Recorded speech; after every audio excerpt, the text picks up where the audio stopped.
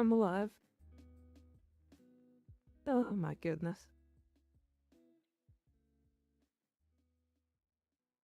I ate too much food.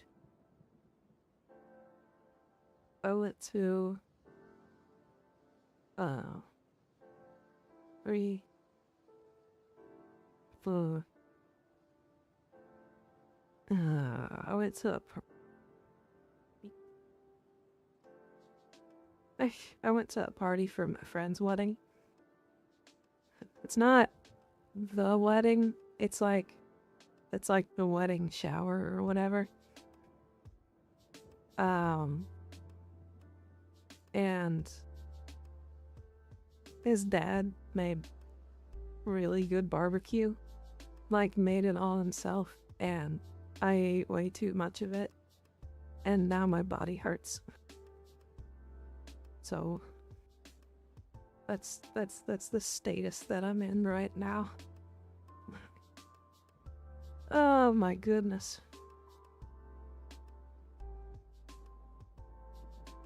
I've got that weird, like, middle, I don't know, stomach affliction feeling where, like, you don't feel like you want to puke, but you know if you did, you would feel better. But it's like not, it's like at the level where I'm like, I'm not so uncomfortable I can't ride this out. But it could happen, you know? I'm like, I'm prepared. Just in case. I don't know if that's ever happened to you guys. Have y'all ever had, like, a really good vomit? I know that sounds gross, but it's like, but it's a thing. Like sometimes, you know, you just feel really terrible because you ate too much or something really bad. And then once you just, like, get it all out of your system, then you feel great.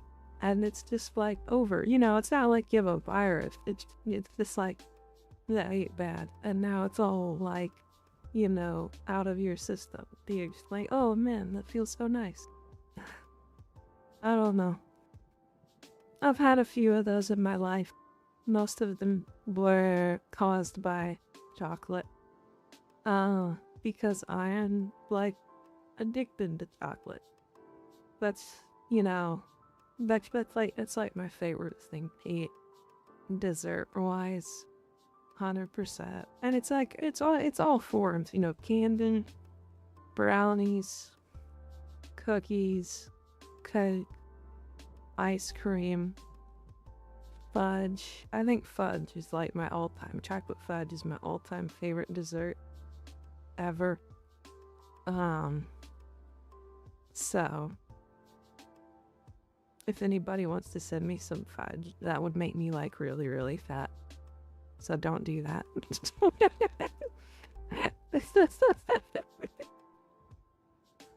um, yeah, fudge is my favorite, and Christmas is like fudge feasting. Yeah, it's like the time where everybody starts making fudge desserts, and they're really good. So I have to keep my eyes peeled. Or I can't get too fat. I've actually got to go on a bit of a crash diet for the next 2 weeks to get ready for a dance contest. So I have to lose probably 10 pounds. So I'll just, you know, starve myself and it'll be cool. My body does a good job of that. Like, it puts on weight easily, but it also loses weight easily. So, you know, you gotta cut down to your show weight.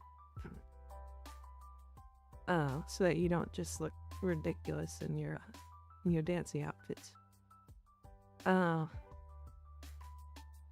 that there's anything wrong with that.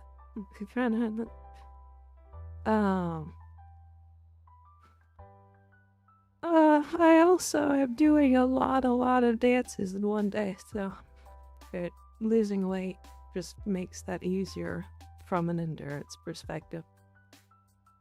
Yeah. Well, it is the first. It's the first of the month. Happy bill day. Everybody paid their bills. You know, if you got your rent or your mortgage, and then utilities, yeah, electric, water, gas. Some of you have gas, internet.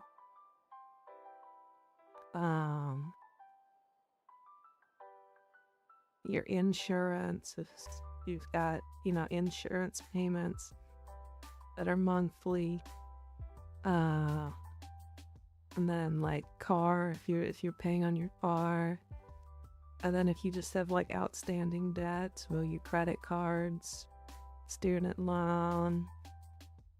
As if some of you animals like, took out, a fine for Klarna or any of that other terrible, terrible payday loan nonsense. Please do not participate in that. Those are so terrible for you. They will just, it's not good. Don't do that. We'll kill you. But my mom sent me a meme.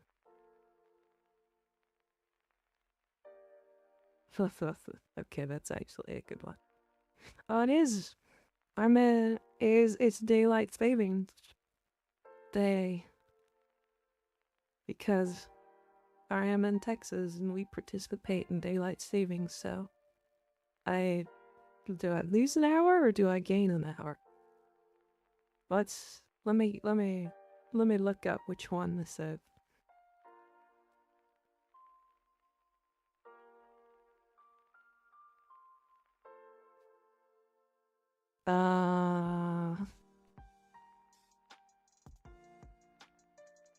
November at 2 a.m. The clocks are set back 1 hour to 1 a.m. So we gain an hour. Yawn. You fall back and you spring forward. I remember that. Right. So everybody gets an extra hour of sleep. Or an extra hour of play, depending on what you're up to at 1 to 2 a.m. and on a Saturday night. Could be anything, really. I mean, the all-time, personally, the best is when it's during the weekday nights, and you just get that extra hour of sleep, that you didn't know you needed, but when you wake up for work the next morning, you feel so much better. And then you, start questioning your life about, why do I do this? Why do I either, stay up late or get up early? Why does work eat up so much of my time? The responsibilities are going to put me in an early grave. And then you have your little existential crisis and you start, having panic sweats in the middle of the night. You wonder about, who's going to take care of you when you're older. And if I'm gonna spend my whole life working until I die, and then, nobody's gonna remember me afterwards. And then, depending on if you're religious or not, was I a good person? Was I a bad person? Did I follow all the rules correctly? Or I got trouble in the afterlife too? I swear I wasn't bad. I just didn't. Oh. Yeah. Good stuff. Yeah, good. Does that happen? Anybody? That's me. Okay, cool. I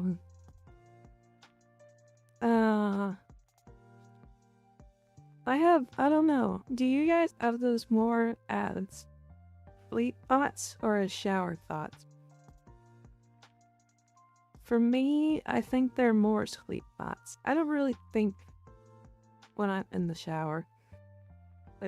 It's not as, I don't know, sleep thoughts are more active. Limp shower and just because showers just feel nice. Afternoon. I'm an afternoon shower. By the way, I know some people have morning showers. I prefer the afternoon showers. It just that, in my mind, it feels good to be clean before you go to bed. I like the sleep feeling clean, as opposed to sleeping feeling dirty and then you start your day. but then you immediately get dirty because you got these stuff directly. But the other thing is I get really bad like pollen allergies, and so showering before bed helps get me, able to breathe at night during those seasons. I'll probably get some good allergies a month or two coming up. Usually, ragweed gets really bad in the winter, and that's what's attacking me. They're not fun. Like, my allergies aren't super fun. They're like, it's all nasal and sinus stuff, but they don't really get full of junk. They do, like, they get full of junk, but you cannot get rid of the junk because there's also a lot of swelling.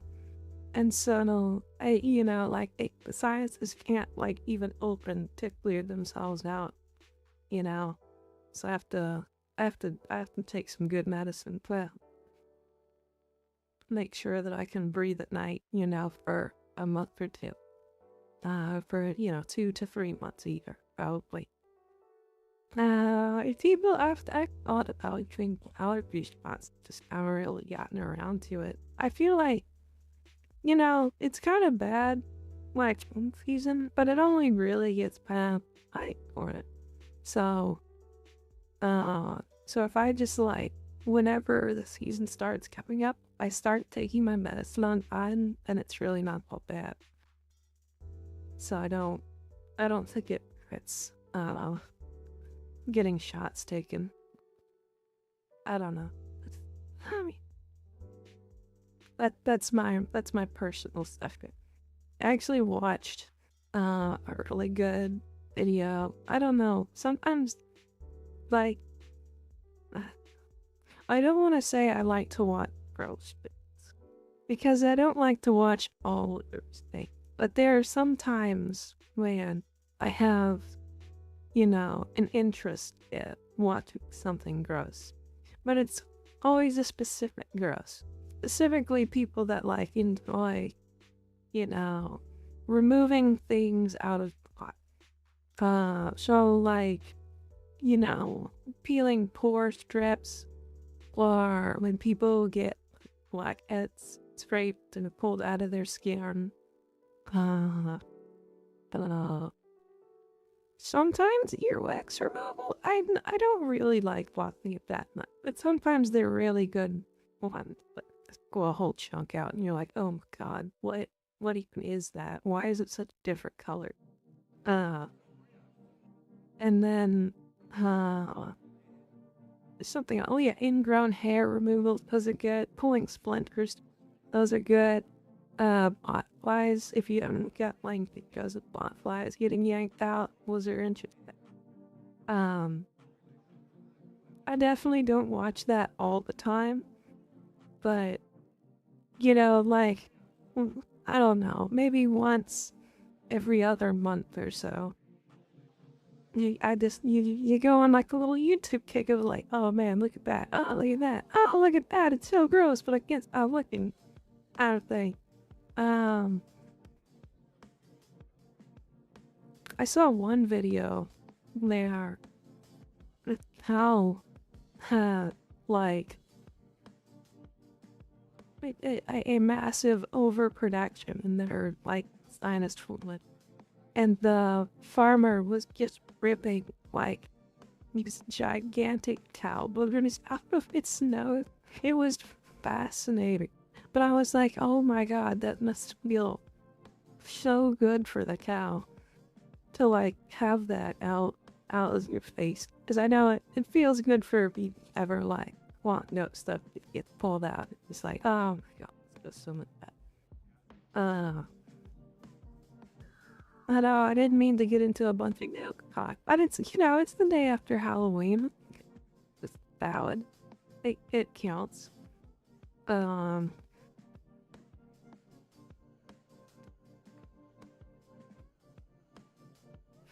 So, yeah, I mean, yeah, so Sometimes you get a kick on that. I think blackhead removals are my favorite. The blackheads grown out here are usually the ones that I'll like and tip them up. I don't know, but I find bodies like interesting. Like I like, you know, surgery videos are always interesting to see. Kind of weird though, because like I don't like watching knee surgery videos because I've had knee surgeries and I guess it just provides me too much of that. I get no phantom pains Metal Gear Solid 5. Man, that game's so fun. I've replayed it a couple of times and it's just like, yeah, Ground Zeroes. Oh man, that's okay. It's beside the point.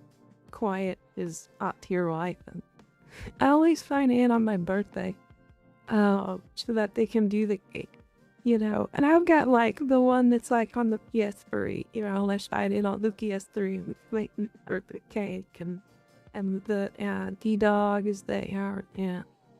Quiet gives me the cigars. It's fun. That's a fun.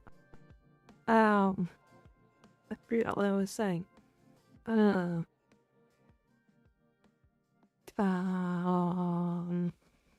yeah, but other therapies, especially like organ stuff, like fart stuff, is really wild to see. I don't watch brain surgery videos. Those are definitely interesting. I guess I just haven't gone and looked up that. I think the heart surgery stuff is like my favorite to watch of the surgery videos. Because you just like, they just open you all completely and it's just there. And it's beeping away and you're like, oh my god, that's my inside of me. It's just going. But then they just like stop it and cut it out and grab the new heart and put it in. And it just starts going and you're like, oh my god, that just put it quite did. How did we do that? I know. Yeah, that's a goofy thing. I don't watch too many of those, but it's definitely entertaining. Oh well, and I watch sport and what one of sport, so I will watch videos of like the sports injury surgeries. Cause like I remember, you know, I think like 2 years ago, and a couple of quarterbacks got, you know, high ankle sprains, and they were all getting surgery for high ankle sprains. And so at first I was like, what the hell's a high ankle sprain? And I was like, how do you fix a high ankle sprain? And then now I'm watching the whole video on do it yourself high ankle sprain repair. That one's interesting, because you know how there's two bones in your lower leg. You know, the femur's the big bone in your upper leg, and then below your knee is two bones. I think it's the tibia and the fibula. Yeah. And a high ankle sprain is basically those two bones near your ankle. Where at the point where they're near your ankle, those bones start like separating away from each other. And it's really painful because it's not a sprain like you would think of where the ankle ligaments are spraining. It's a sprain where the stuff between your bones is getting pulled apart, just from like stress and fatigue.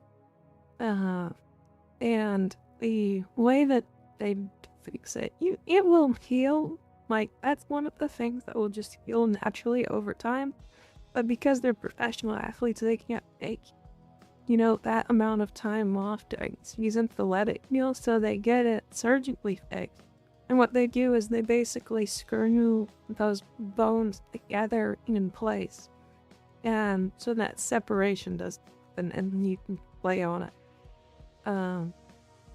That's always a wild one. The Tommy John surgery, and in baseball and tennis elbow is this surgery, where you tear that ligament that's in your elbow that gets worn out because of the snapping motion that you do to swing your arm when you throw. Your arm does this little rotate about the elbow. When you do that really hard for a long period of time, it tears a ligament that holds the pieces together and you can't throw.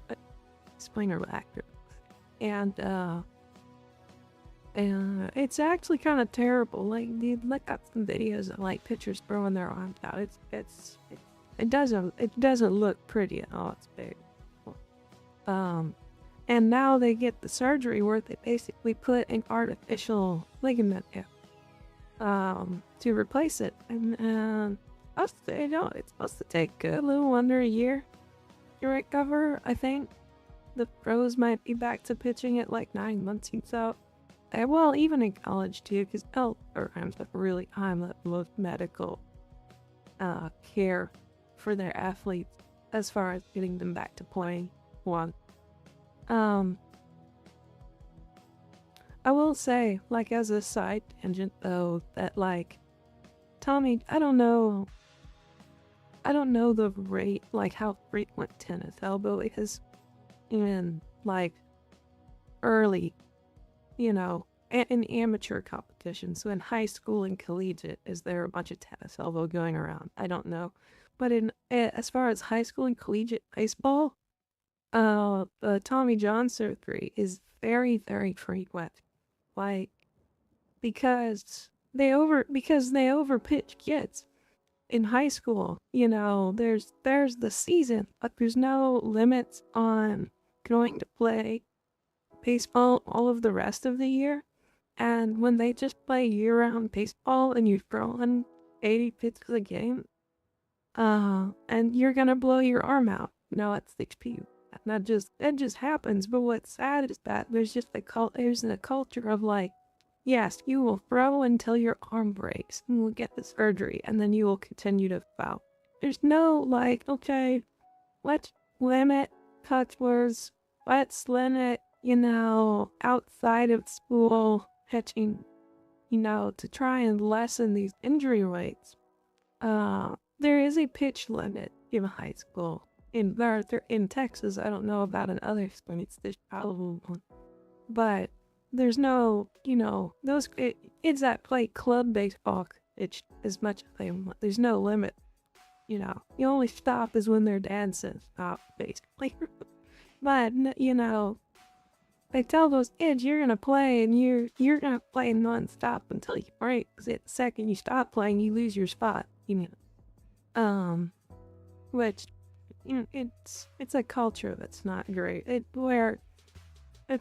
designed to make an injury to an acceptable part of the process of becoming a pitcher. And there's a bunch of kids that get that surgery and then they never continue to play baseball because they just lose interest in it, or they're not good enough to continue at whatever the next level is. Like, okay, you can go play, to college baseball or some adult leagues, but you're never going to become a pro. You never become a D1 starter, and you blew your arm out in high school. Ta-da! You like it doesn't reflect well on the sport. I don't know. We don't really know, because the surgery's new. It's not brand new, but it's newer. Let me look up.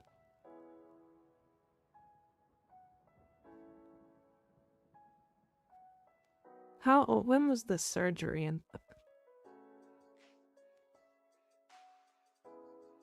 1974. So, the first, people that got the surgery are, I guess in their 70s now. I don't know. What I was thinking of was, I don't know what the quality of life is after the surgery. Is it something that's like, it's fully recoverable, and even after you hear the sport? Hold on. Does it affect you over time? Like knee surgeries, and hip surgeries, will have an effect down the line, where you have a strong chance of developing earlier arthritis. So I don't know if the Omicron surgery has the same kind of quality of life impact in the maybe you just don't hear about it much. You know, maybe the people that get just so rich that it doesn't, you know, matter. And they'll just take all the surgeries that they want. It'll be fine. There we go. Yeah, yeah. I don't know. It's an interesting deal.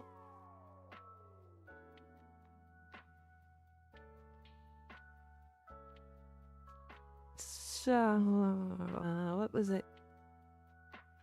I've been watching, a lot of Office clips. I watched it, like, all through maybe a year or two ago. Maybe 2 years ago, I like saw like being tired.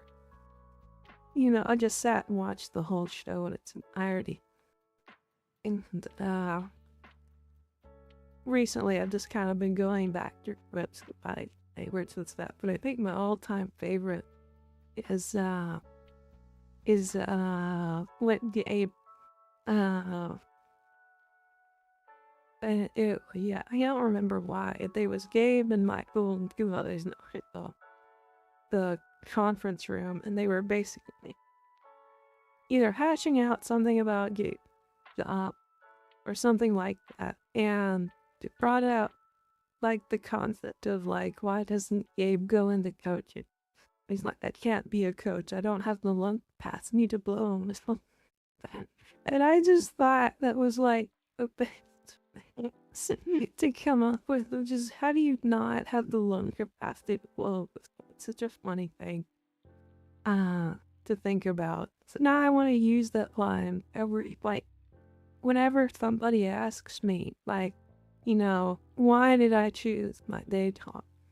I might even, I would even use that as an review response of like, well, why do you want, you know, this crowd? Well, you know, my dream was originally to become a coach, but then a doctor told me I didn't have the lung capacity to blow a whistle. So, you know, that's why I'm here. And give me a job, please. Yeah, that's goofy.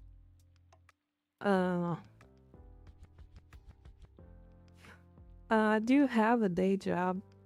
Streaming does not afford any manner of lifestyle yet, which is expected, but I don't know. I feel like I have the assumption now because streaming is so, well, like, streaming is so big, but like even YouTubing has gotten so big that you know, people can just live, you know, earn enough to make a living, you know, from VTubing. Yeah, it's really impressive. And now I just kind of have like that assumption that like every VTuber, you know, that I see online basically doesn't have a day job. I mean, and I know a lot of them starting out, you know, having day jobs. Not everybody just like kicked it off in high school while they were living with their parents and got big enough before they had to move out of their parents' house that they could just, you know, earn a whole living. I know that. But you just, I don't know. I feel like the impression that like streamers or YouTubers are just everyday people is kind of gone. You know, and I'm not saying that in a mean way, but just like, but just like that, it's different. That it's very like accepted and understood that people make a living in entertainment on the internet, and that's like a common thing, you know. And of course, you don't see the probably millions of people that attempt to make a living on the internet and never get like close to it, you know, and always have to keep the day job. You never see those people because the ones that you do see are the ones that got biggest, are the ones that got bored to, you know, stream for 8 hours a day, 5 a week. Oh, and then isn't that just a day job at that point? You know, well, what do you call it then? kind of goofy. But yeah, oh my goodness. Nicky out. Big lawn. I need to... If I was smart, I would come up with others. Yep, there it went. Okay, I'll have to do that off screen. I'll come up with a scene that, like, lets me easily switch to, like, a game here or whatever.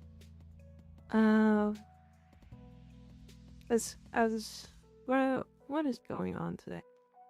Let me look at, all scores real quick.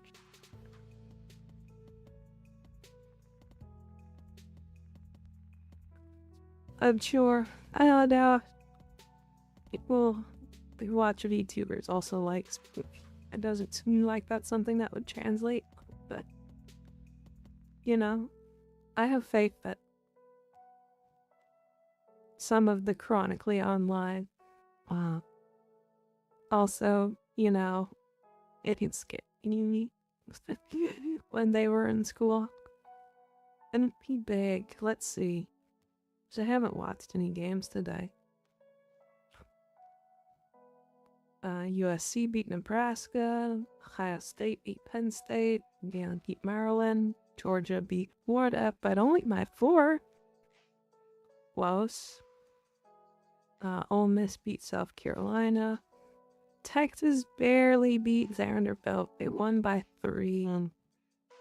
They are getting away with everything. My goodness.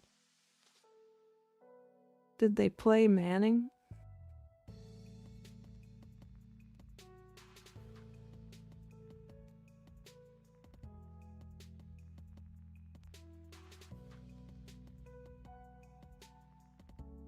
Shut up, I don't want to head up. What?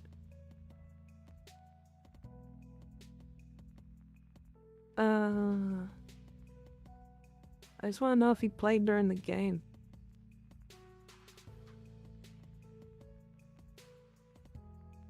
He did play, so he was magically cured of his attachment. That's so impressive. Well, there you go. They still have to beat Georgia, Arkansas, and beating Georgia and Arkansas will not be easy. Dang. They've gotten away with 2 wins that they really shouldn't have had. What else? Miami lost SMU in overtime. That's fun. Suck it, Miami. They're what, 6-2 now? Yeah, they're done. They don't have any other right games left. But they've beaten all their ranked opponents that they've lost to their unranked opponents. It's beautiful. That team makes no sense. Notre Dame beat Boston College. Virginia. And I'll Louisville. Tech. Michigan beat Purdue, but not by much. Houston lost to West Virginia. That's a ranked upset, but not. I mean, for those who don't know, college football go to 25, the top 25 teams in the country, and you know, an unranked team beating a 22 doesn't really mean anything. There's like 10 great this. There's like 8 great. And then there's, once you get between 8 and 20, they're kind of mid. At 20 to 25 is kind of meaningless. It's really either a good team that's taken 2 losses against other good teams, or just in. Or they're a low-tier team, that's right. When Duke beat Clemson, they're terrible. Clemson's terrible. They screened 5. They'll probably fire that. What else? Army beat Air Force. Love our military matchups. Entertainment. Mississippi State beat Arkansas. Bree. And that's it for the games that matter. So, for one that's being played right now, Oklahoma and Tennessee, they both already have losses now.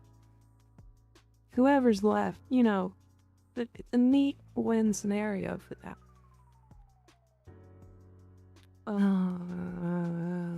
8 minutes to go in the 4th quarter. If they just, oh no, that's gonna be difficult for Tennessee to fix.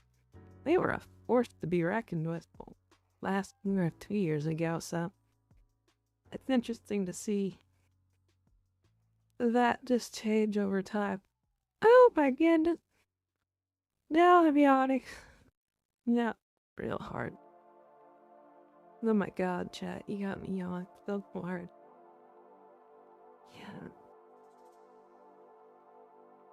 What else have I been up to? I finished 2 anime. No. I finished 2 anime, but I don't know, season, I guess, but they're not really in season anime. I watched all of Umame Settle it, so everything. So Pretty Derby, One Good Road to the Top. Oh, I'm Road to Glory, which is a great movie. What I've been watching. New Era. That first set of OVA that I don't remember all of the older 3 orphans. I didn't watch that the Chibi one, but man, the horse racing show in general has got some incredible storytelling. Go ahead. I'm unbelievably impressed with how well they put together the storyline. I'm over. Oh, I'm getting assaulted between the yawns and the burps. That's a struggle over here.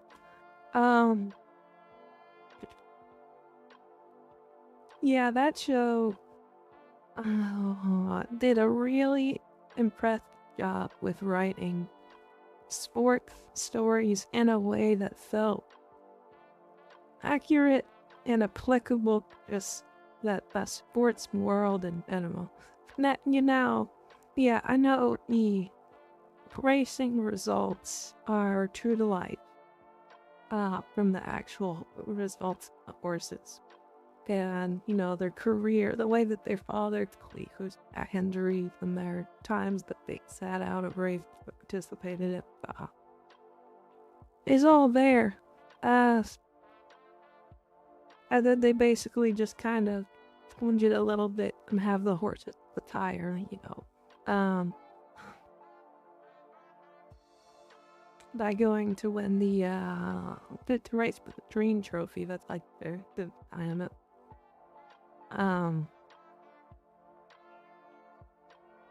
But like even within that, they go an incredible story around dealing with injuries was the one that came to me, but like moving from big fish in the small pond to the small fish in the big pond. You know, yeah, going up a level and finding out everyone's now just as good as you are. What do you do to make a difference? Running. Boom. you know, born in an era where there's just outstanding unknown talents that you can't even compete against. So how do you motivate yourself to compete? How to motivate yourself after a loss? How to deal with losing races?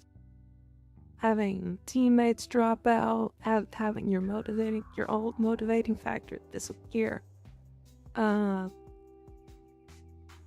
to deal with success, how to handle winning, in a way that's, you know, classy and appropriate for the sport.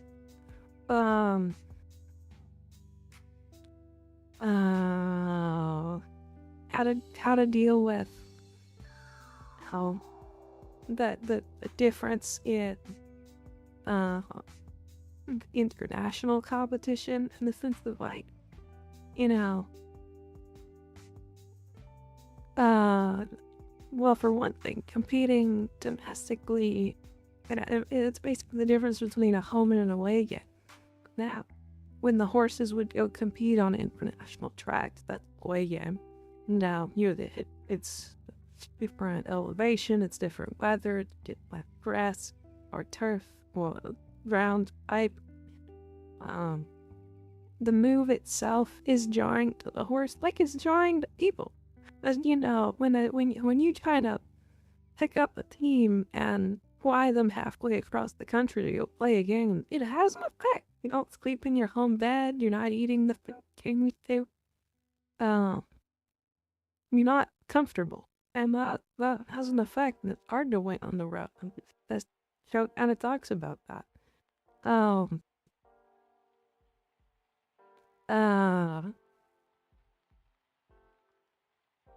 I can't think of any more like that. You know, and then dealing with injury, and in a variety of ways. Either retiring gracefully, coming back from an injury that is easy to come back from, trying to push your recovery too quickly and coming back too early, coming back miraculously from an injury that should be career-ending.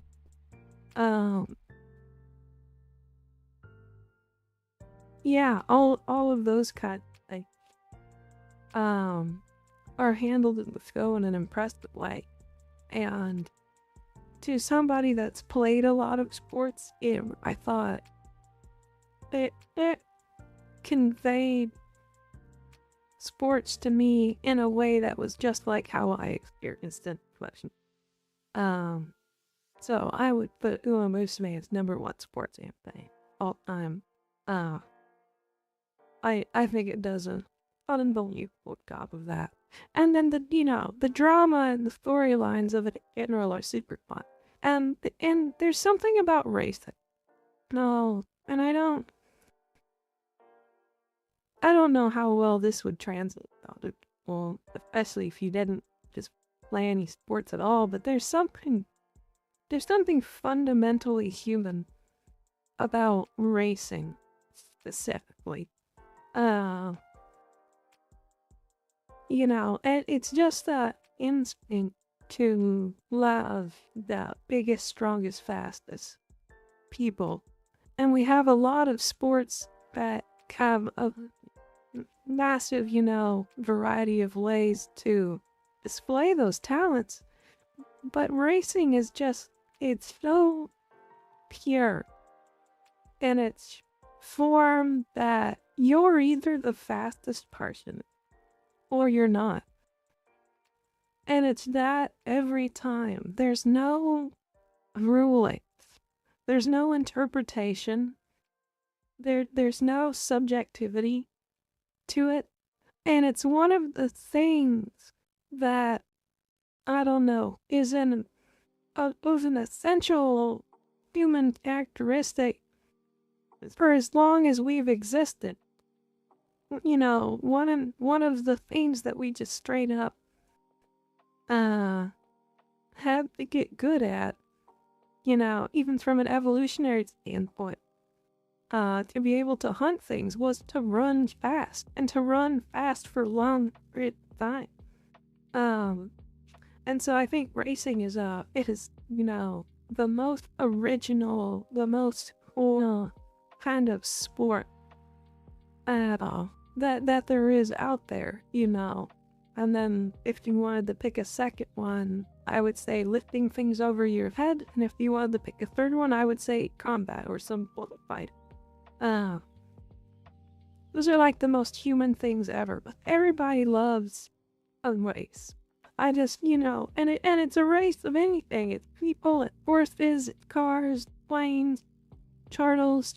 You know, you put the crabs in the bucket and you draw a ring around them and you dump it out and you put it on farts. It's such an organic part of life, nature. Like I love racing so much. I think track is one of the coolest things that we do as a sport. It's my favorite, you know, Olympic event. And it's always definitively been like a title that when you win the 100-meter dash at the Olympics, you're the fastest man in the world. And that's just cool. You're the fastest person in the world, and you're just like, dang, that's awesome. And then some people are the fastest people of all time, and you're like, oh, that's really awesome. So cool. And when you watch it, especially if you watch it live, it's unbelievable to see people that are really good runners live in person. And there's nothing else like it. And it kind of sucks because running is such a genetic, compared to other sports, and the do not forget, you know, genetics plays a role. If you're the best, genetics plays a huge role, and work after, you know, the work and the training put in also plays a huge role. But running is one of those things where you really, it is impossible to out-train your genetics. Now there's caveats, of course, and exceptions, and it's more true for short distance running. For long distance running, you can out-train talent in the sense that you can beat people who have better endurance than you by having a higher pain tolerance. If you have lower endurance, but you're able to mentally block out how excruciating it is to run like that, you can win against somebody that just doesn't want it that bad. Endurance running is such a mental game, as well as physical, right? You know, but that has a huge factor where you can out-train and beat people that have better genetics. But short distance, and I'm talking mile and under. I would say the 1 mile and no, I'm not gonna say I'm gonna say 800 and shorter. For an old track that's 800 and shorter, because a mile is still paced. Because a mile is still paced. And it's a pain tolerance game. The 800 is the most pain tolerance game, but it's short enough that genetic speed matters. I know, now I'm rolling back my think a lot. But, you know, from the 100 to the 800, it matters less, you know, on a scale. I guess I don't know. I guess what I'm trying to say is sprinting and running versus paced running, if that makes sense. You don't pace 400. Not really. You're running pretty flat out for a 400. You're running flat out for an 800 because you have to run an 800 like 2 400s. You can't run an 800 like half of a mile. You'll be too slow. If you took the mile time and cut it in half, you would lose an 800 every time. You have to run an 800 like 2 400, and it's an all-out run, and then it's a meaningful game because you have to do it twice. Which is the killing. There's really no pacing in an 800. There's no pacing in 400, and then there's no pacing in the 200 and the 1. Of course, and then the subsequent relays, the 4x1, 4x2, and the mile. And with those events, you're born with speed. You can train to make that speed that you're born with as efficient as possible to beat other people that are born with speed, but now you have to be born with speed. And it's really interesting the way that your body mechanics and your muscles have to line up to beat fast. The amount of fast twitch muscle fiber you have to have in your legs, and you either have it or you don't. There's no training that gives you more fast twitch muscle fibers. All you can do is give your muscle a better efficiency of consumption and transfer of oxygen. That's what endurance training boils down to. But there's nothing you can do to add more fast twitch muscle fiber, which is the thing that makes you actually fast. The ability to turn your leg over faster than somebody else is just a thing that you're born with.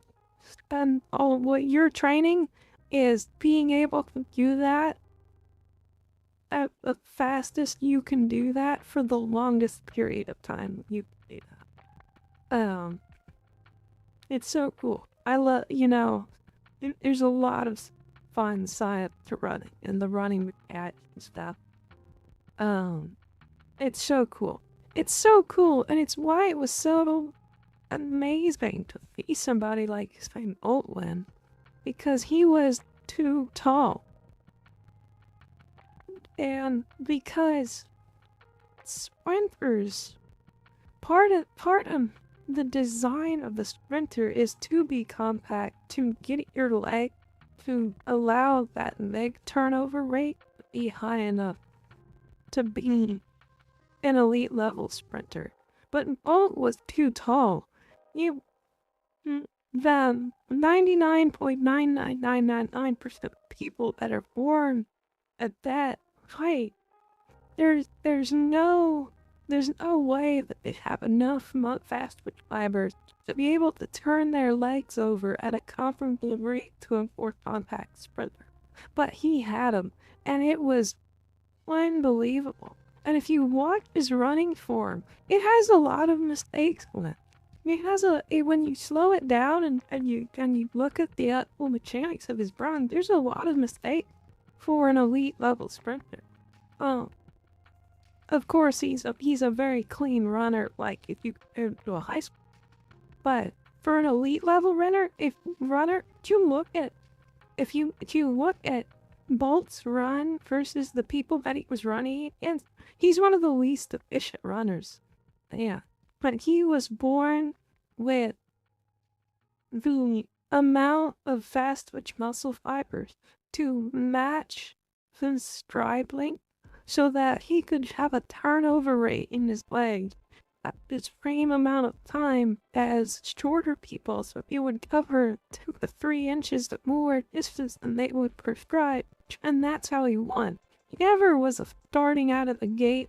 He didn't have that instant reaction speed, but he had the breakaway speed. He had that second gear where he would just separate from everybody because he took bigger strides at the same pace that they were taking strides, and it's just unbelievable. It's unbelievable to watch, and I love going back and seeing the videos every year, especially when the Olympics come around. There's really nothing else like it. That is such a special thing. It is gonna be hard to break.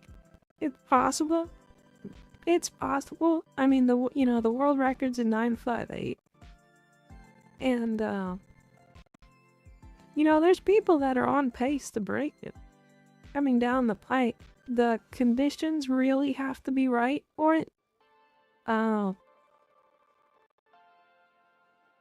But it's hard to say if there will be people that are continual for faster where that record keeps getting broken.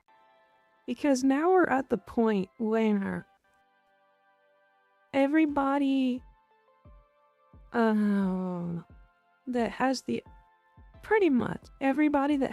opportunity to be a professional athlete, everyone that's born with the talent level of be a professional athlete, has enough nutrition to be able to facilitate it. That was really the huge detriment to the world of sports for a long time, is that a large pool of competition could not achieve their physical peaks because they were undernourished.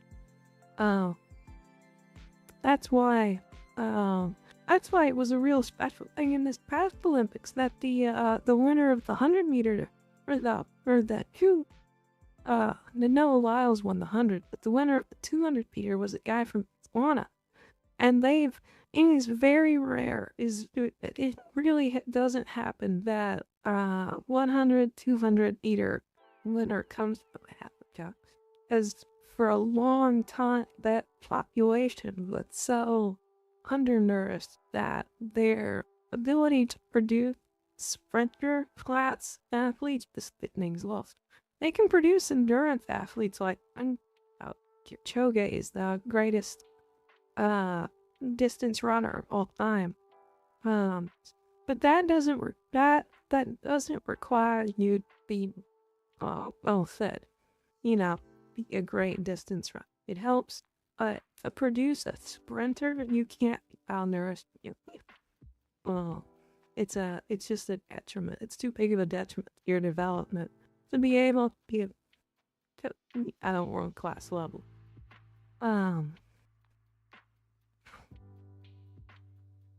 Well, there you go. There's my sports tangent for the day. What else is going on?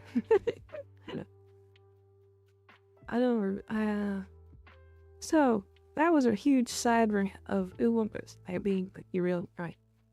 And I like that show a lot. I would highly recommend watch. Effican does a great job of especially dealing with the themes around with and the mental state that comes back with Noka Teo's, the way that they wrote Okapia's story crap and Medjuro and the Queens. With their injury comebacks. Some unbelievable. And that's happened in the real, world too. We've seen some pretty incredible people come back to professional sports after career-ending injuries. So it does really fifth. Sometimes that stuff lines up where the motivation and the medical care and a little bit of luck, have a line up where somebody can return to sport at that kind of level. There's some people that don't, Well, I think in life. Probably the most famous case. If you want to hear, a peak athlete having career-ending injury at back, it's Bo Jackson. Uh, uh, just tearing his leg out of his hip socket.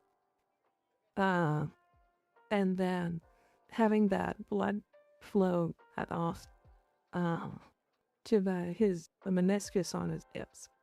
And then it basically just ground the bones together and he couldn't. And it, he had surgery. Yeah, it's all fixed, but it's not. He'll never be able to run as fast for him.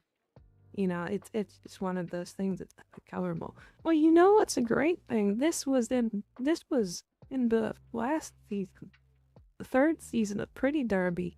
Dealing with dealing with your peak when you've completely passed your peak of physical capability, which is a very hard thing people deal with.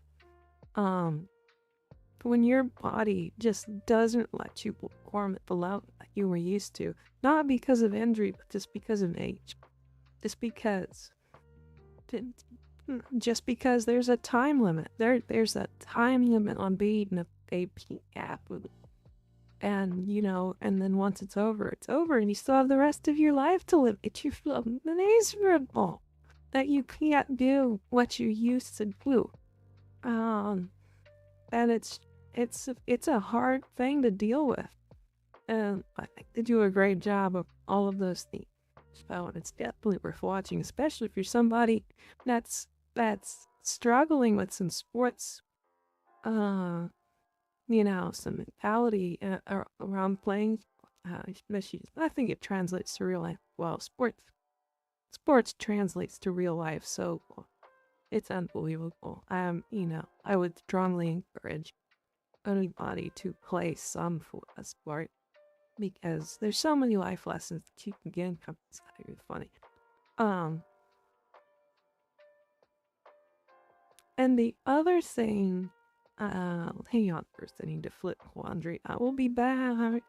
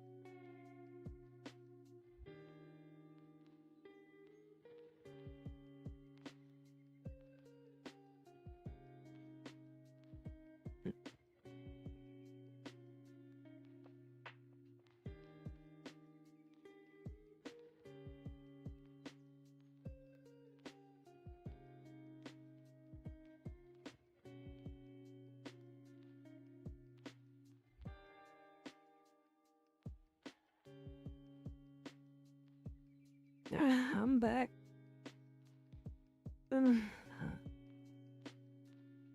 I'm back. Who was I talking? Oh, the other thing that that I just finished watching. Oh, excuse me. I'm just checking. Now I got the hiccups.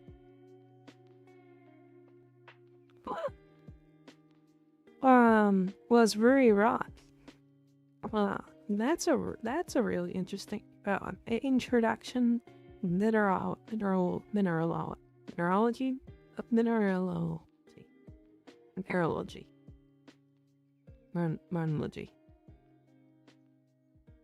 Mineralogy.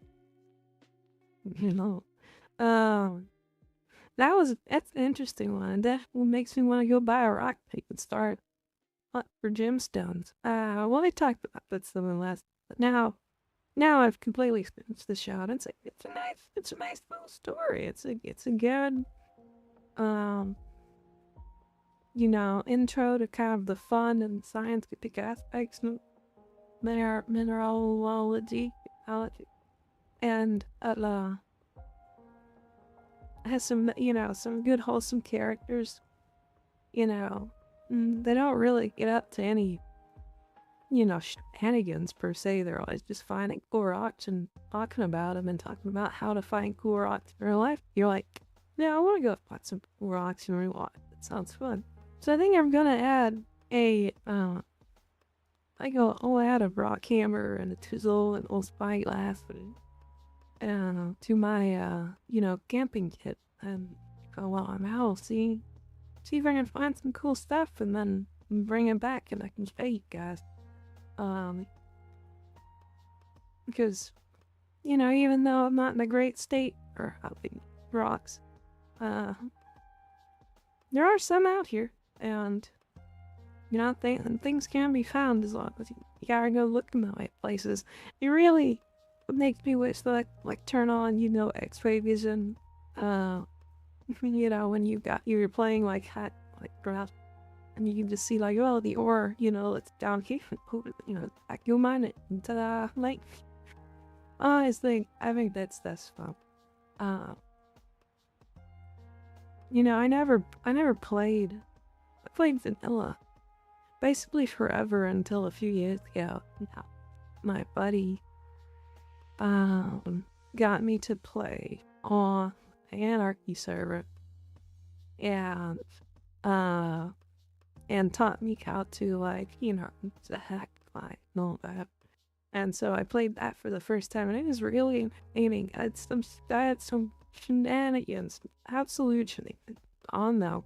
We got there, and we fought our way out of spawn already, and made it through another, and rode through the nether, and found some cool stuff along the way, and then popped out, ran out some, take that fine little location that we thought would be cool, and we started building it throughout, and it was really cool, and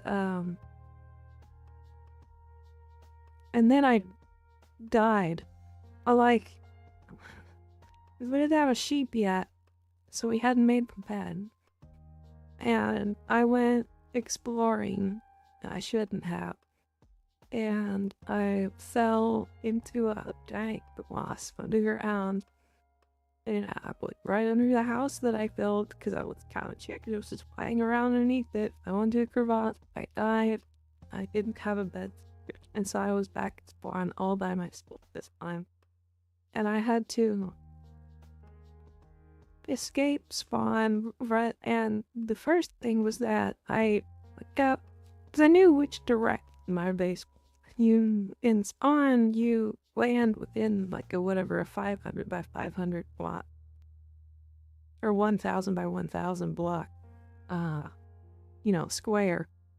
And I knew about, which direction my base was, so I wanted to spawn, in that corridor, because it's impossible to traverse. Most of spawn has just been reduced to bedrock, except for giant lava casts everywhere, a wall that's on fire, and or underwater at the same time. And so I kept jumping off of uh cliffs to kill myself so that I could spawn in the right spot. And at one point, I almost landed on the guy. He accused me of trying to kill him. Jumping off and, using my fall damage to kill him. And I was like, no, no, no, it's not me. It's fair. I'm just trying to land in the right spot. I don't know. And then he was like, what's the right spot? And I was like, I'm not following you, man. I left you. She's on a terrier base, location or it'll get griefed. I finally made it out of spawn, yeah, found another portal and went into the nether. And I walked for a while and then I found a spot about it and I fished and I got a saddle and I found a pig and I tried running the pig under the nether highway and the problem with the pig is that when the pig will walk up a ledge and walk up a one block ledge and your head will be stuck in the block above it and you will suffocate to death. And the pig killed me twice with that method and once because it ran into lava. So the fourth attempt at running through the nether highway, which I was very familiar with at this point. I just did it myself. I was so upset by this point. That I was like, I'm a very old fish through the entire road. I don't care how long it takes, because it was gonna take a while to get there. And I walked out, and I walked all the way to my coordinates. I hopped over the one lava trap that was left there for somebody not paying attention. And I popped out and made it back to the island, slept in the bed, and then I turned the game off and I didn't touch it for like a month. I didn't touch it for like a month after that. Because I wanted to just like preserve.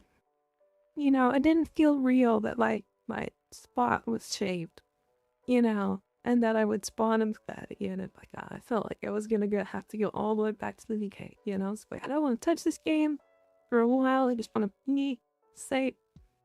And safe in my bed, and the game's logged out, or I'm safe and out of it. Which is a funny thing. And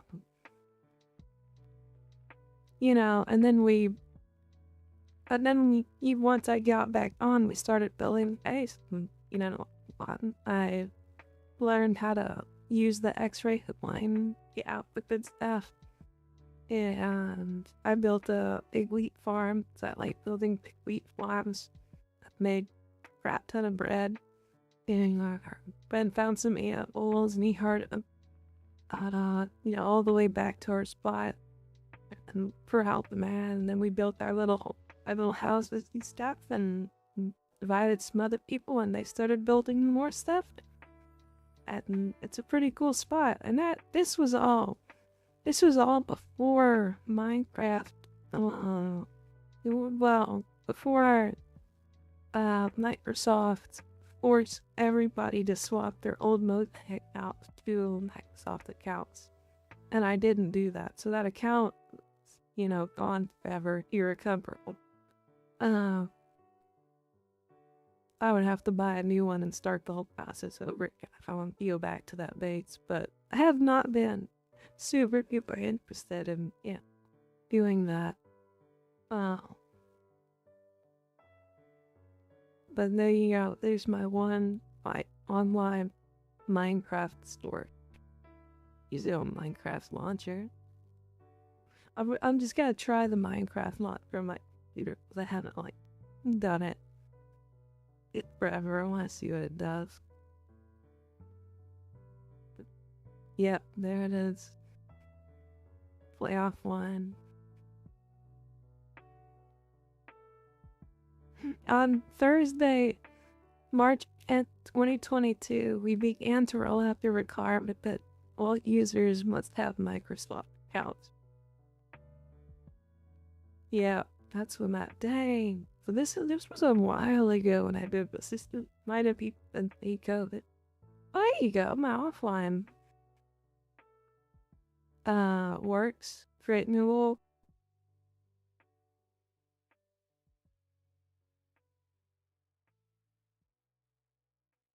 There I am. Yeah, I can still play my that on. Well,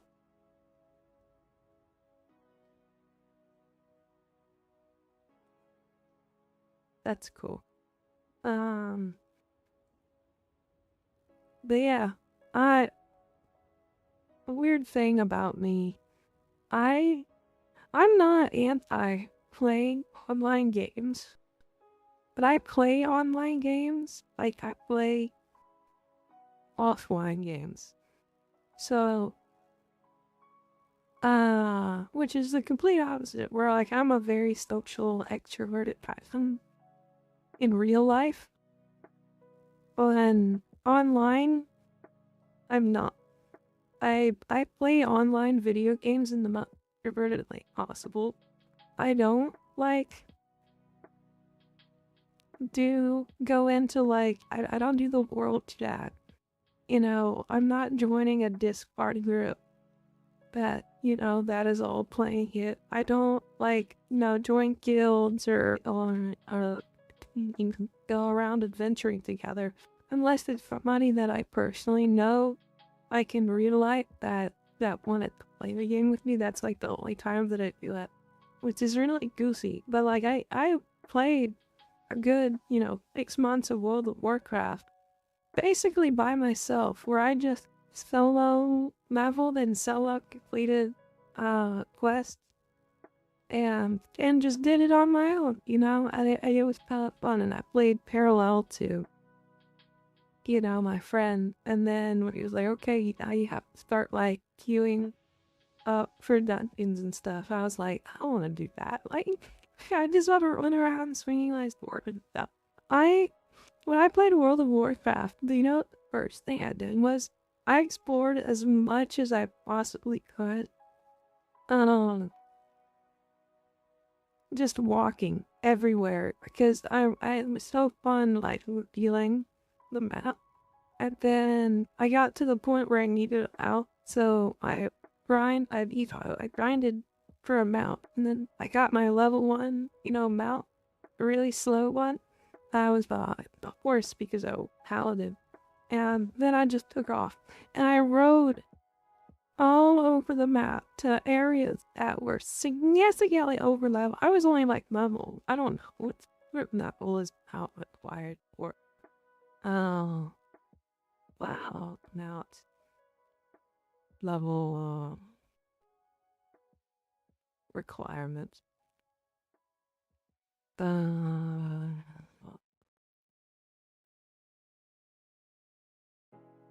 have to be 40.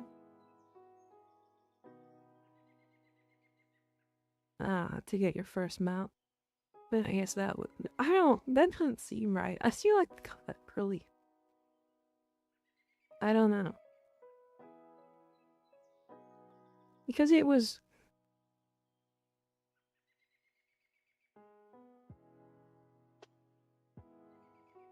it wasn't a purchased mount. It was one that I got from like my like, you know, or not guild, but like became Pardon.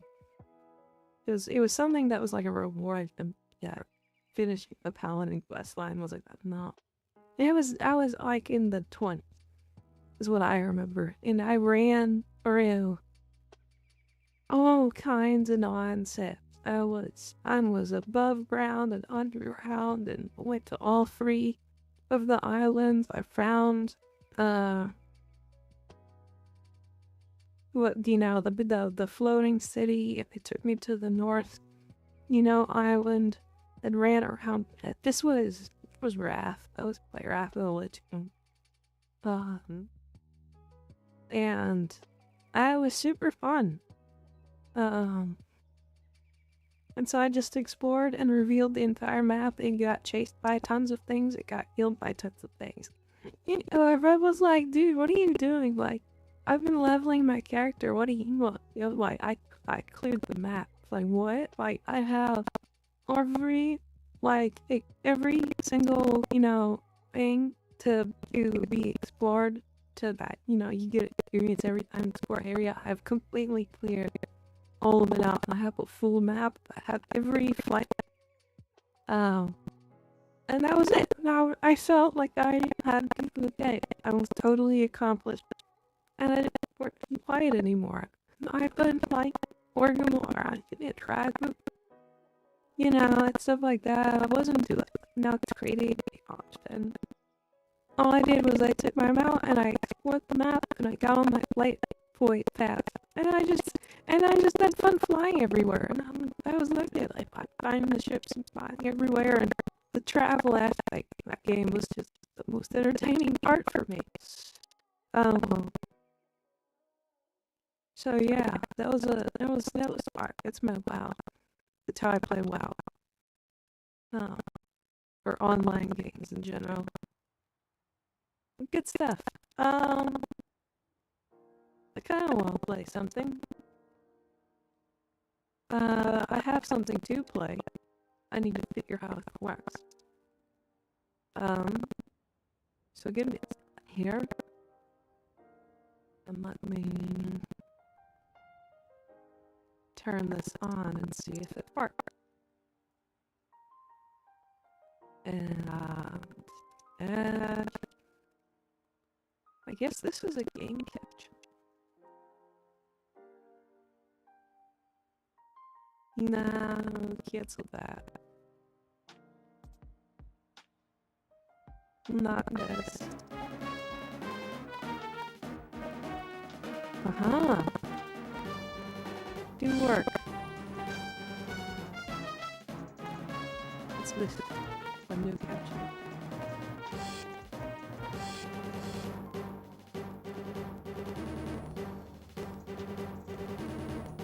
It's a video. Well, I still need to be in front. Let me pull myself to the side and make me a little smaller.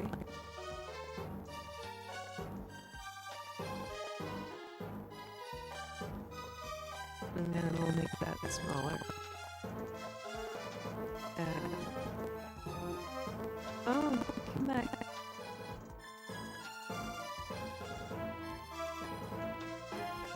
And turn off background music and turn the that is loud, and I don't want to blow you guys out. Let me check my audio levels to make sure that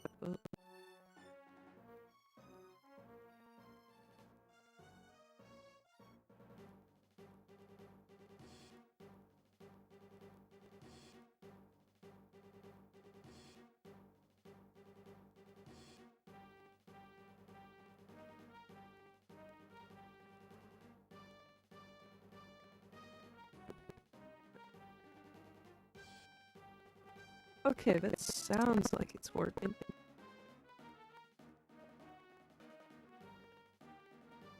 Make myself a little bit cute.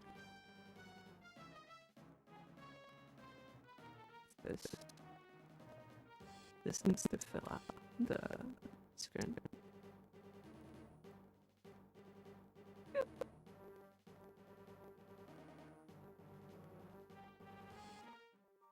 Okay, let's see here.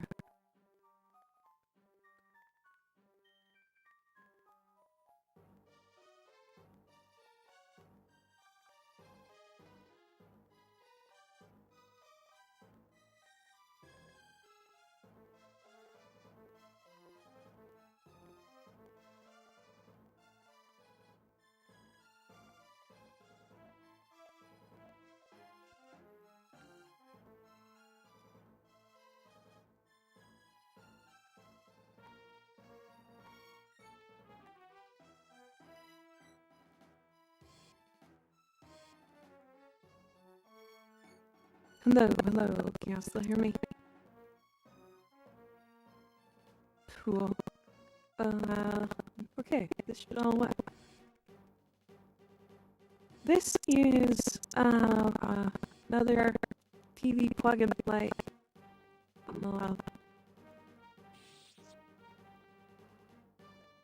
This is, Star Wars Revenge of the Sith. Plug and play. I need to go to the bathroom again. Hang on.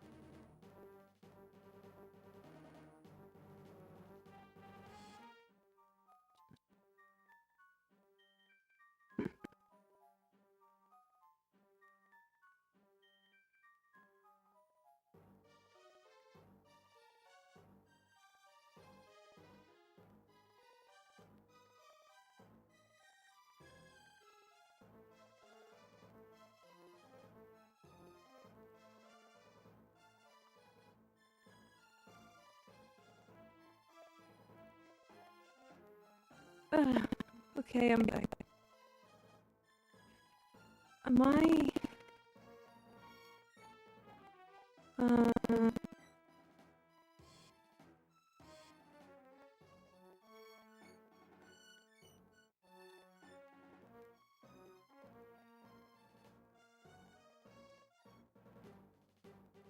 um...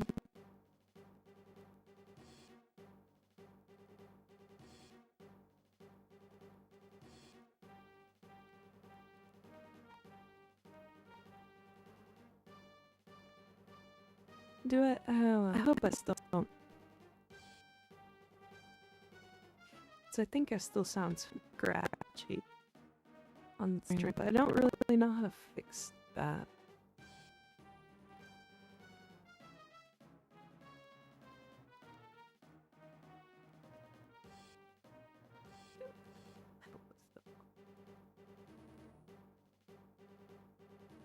It still sounds scratchy.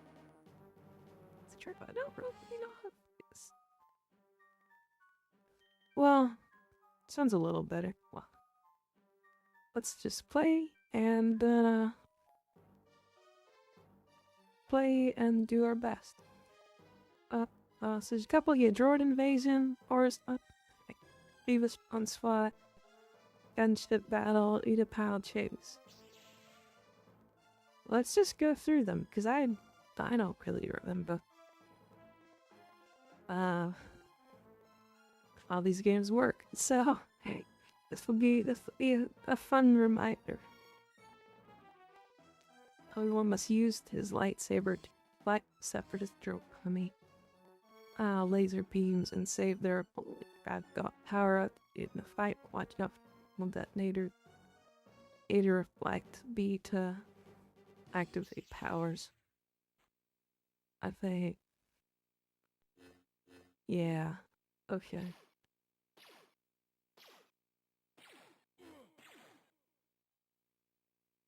Oh.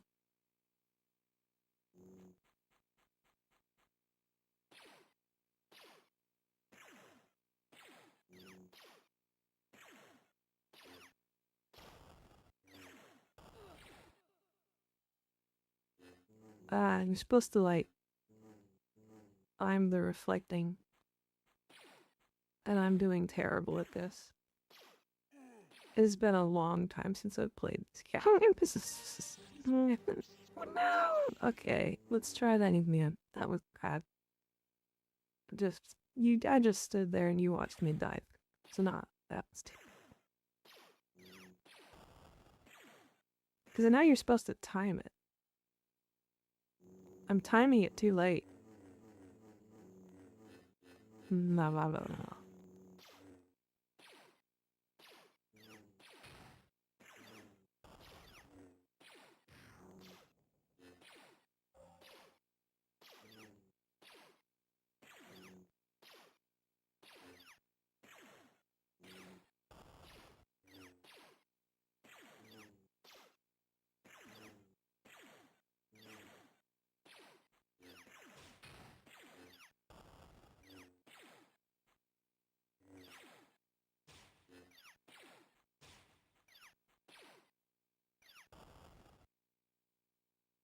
Yeah. I'm a wiener. Uh-oh.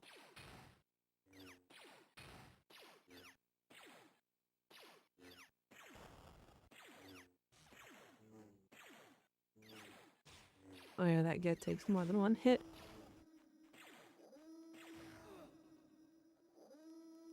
Ah, I bet. Because if he crosses the thing, then he whipped.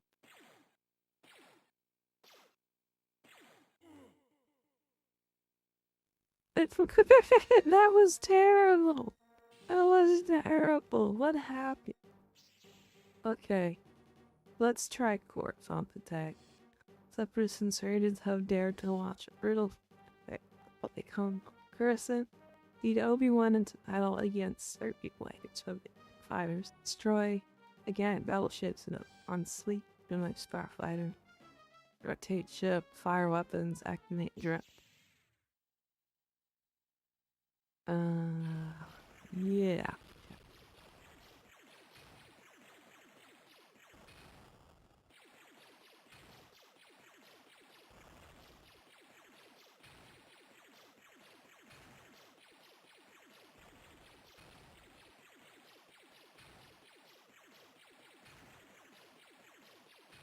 It's like so trippy on the screen.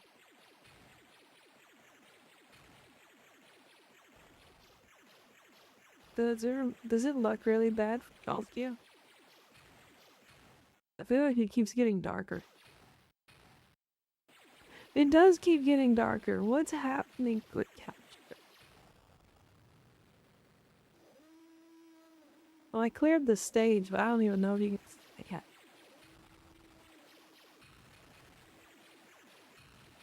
I can't even see it.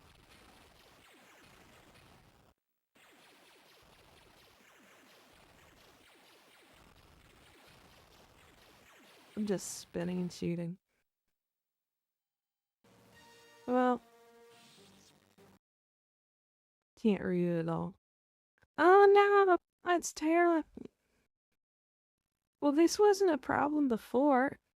I had the capture get so bad. Let me... I should be this, right?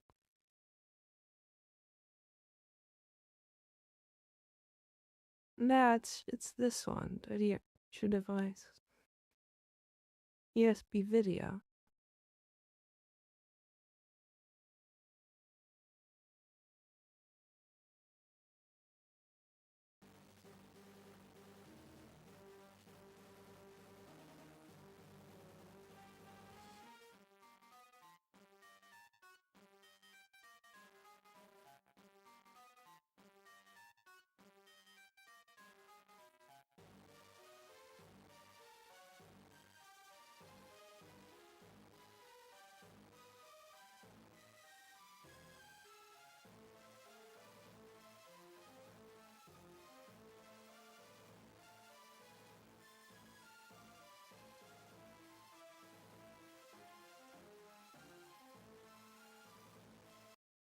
No, why don't things just work? I'm just here trying for video games. They not work. If I turn it off, we'll back on. No, that's just terrible.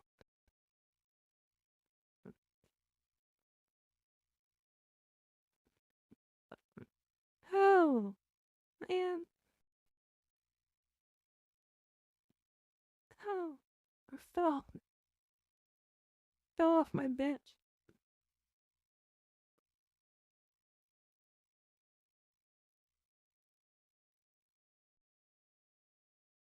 Um,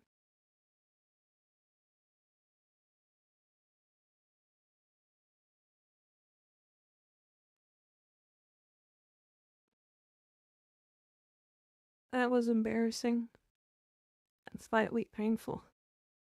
I fell off my bench. I was, uh,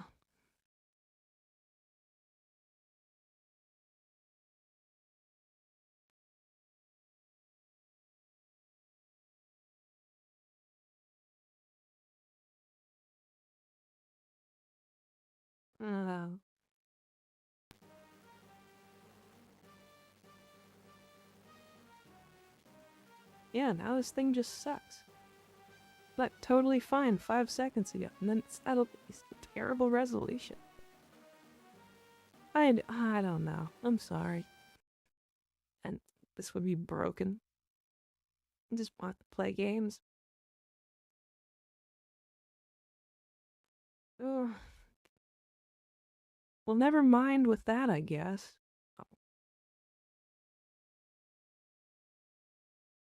I don't know. Um,